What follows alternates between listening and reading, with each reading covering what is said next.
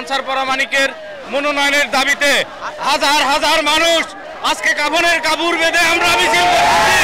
আমাদের একটাই দাবি, আলহাজ নুরুল ইসলাম আনসার পরামানিককে যদি মনোনয়ন দেওয়া না হয় আমাদের এই আন্দোলন চলমান থাকবে।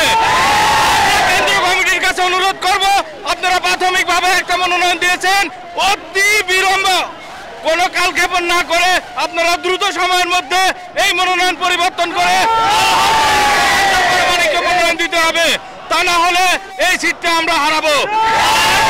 আর যদি আলহাজ নুরুল ইসলাম আনসার পরামানিককে মনোনয়ন দেন তাহলে বিপুল ভোটে এই সিটটা আমরা দেশনেত্রী খালেদা জিয়াকে আমরা দলমত নির্বিশেষে সবাই গণমানুষের নেতা গণদাবিতে পরিণত হয়েছে আলহাজ নুরুল ইসলাম আনসার পরামানিকের দাবি। এই কুমারখালীতে আনসার পরামানিককে নমিনেশন দেওয়া হোক। সে গণমানুষের নেতা, প্রত্যেকটা ইউনিয়ন কমিটি তার হাতে, এবং আজ 15-16 বছর মাঠে নেমে আছি। আমরা বিভিন্ন জায়গায় মিছিল মিটিং করেছি।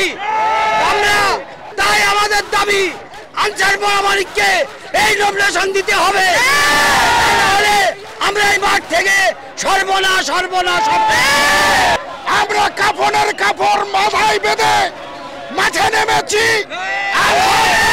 আনসার পরামানিককে নমিনেশন দিতে হবে, আমরা এই রাজপথ ছাড়ব না ইনশাআল্লাহ।